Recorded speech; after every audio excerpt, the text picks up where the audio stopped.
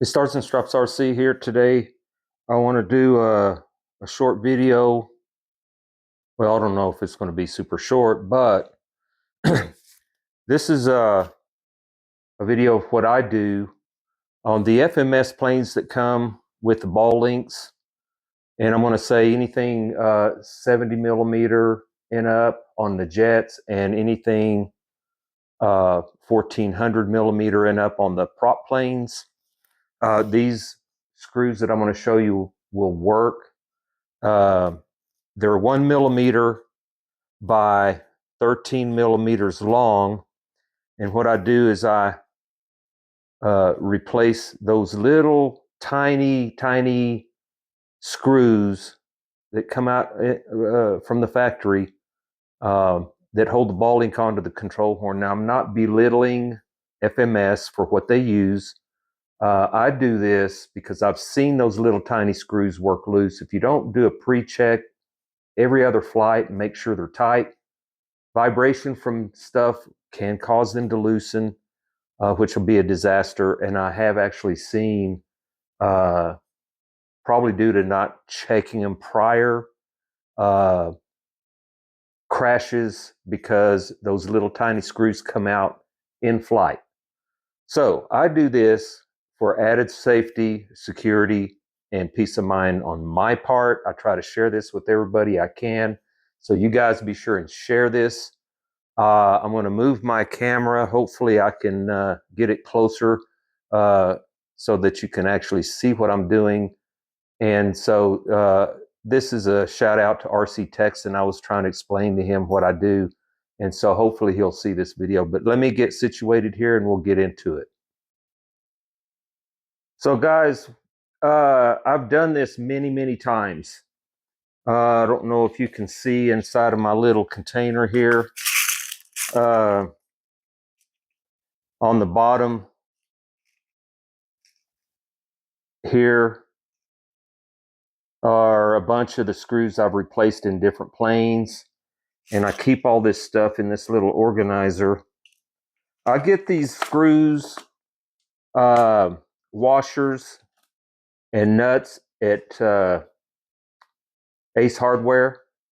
The screws being, like I said, 1 millimeter by I think 13 millimeter here. If I can get it in focus. The nuts, I try to get nylon nuts to do this, but they're always out of those. And so I do get the regular nuts. Now on those, I do either have to put Loctite on those, or I use a little bit of foam tack on the exposed thread outside of that nut, and I'll show you here in a second. So, excuse me. The only other thing you're going to need is a drill and a drill bit. Now, I have found these screws that I'm taking out now in some control horns where, because I always check the tightness of this stuff when I'm putting it together. And I have found times where those screws were already stripped in that plastic. And if you're not checking that, I'm telling you, man, it could be disaster. And I don't know if you can see on this one, you can see red on the tip of that little tiny screw. Well, that's plastic that came out with that screw from your control horn. I've suggested this to FMS, and like I said, I'm not trying to belittle FMS at all or dog them. But again, this just is a much better way of avoiding anything happening. Now, I'd take an old servo horn, and what I do is I drill a hole in the tip of that. That way, when I go buy screws, all I got to do is find the ones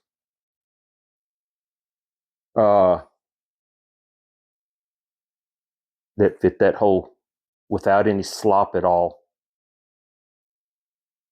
Okay, so again, the only thing you have to do is drill the control horn, guys, because these screws, like I said, fit these ball links perfectly. I mean, perfect. There's no slop in that if you get these 1mm screws. Now, all you got to do, like I said, is drill the hole that you're going to be connecting your ball link to on the control horn.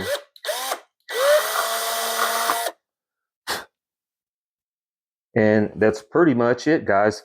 Now, the washer on here, I put on the ball link side because you got a flat here for the nut, okay? There's no point in putting a second washer.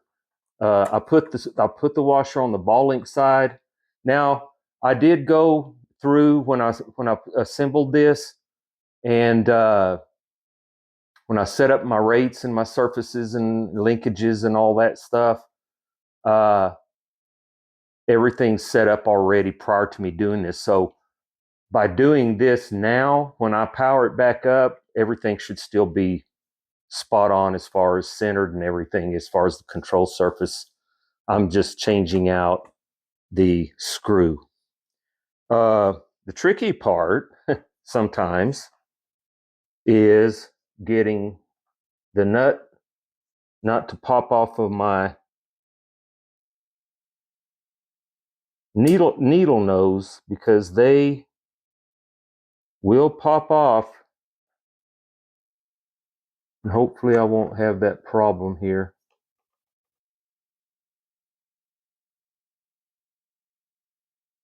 These things hit the ground, man, they're hard to find. Now, like I said, I could have put some Loctite on there. I don't want to get Loctite exposed to that plastic, so that's why I didn't. Now, I'll tighten that up good and tight. Now, what I can do is I can either put a little dab of foam tack right there. That way it'll keep that nut from backing out. Or I could put a little bit of Loctite on here, on the threads here, and put a second nut on there. But I just don't see any point in using any more than you have to use. So what I'm going to do is I'm going to wait till I get, because I've still got to do the rudder and the two aileron surfaces with these, and then I'll power it up just to make sure everything's still straight and everything before I put any foam tack on there. You could also, I guess, use medium CA and kick it, and that would hold it as well. So that's what I do, and I eliminate those little bitty screws, again, just to give myself peace of mind. Now, I don't need to go back and do a pre-flight check, at least not on this stuff here. I'll check maybe screws and servos and stuff like that, but not on my control horns.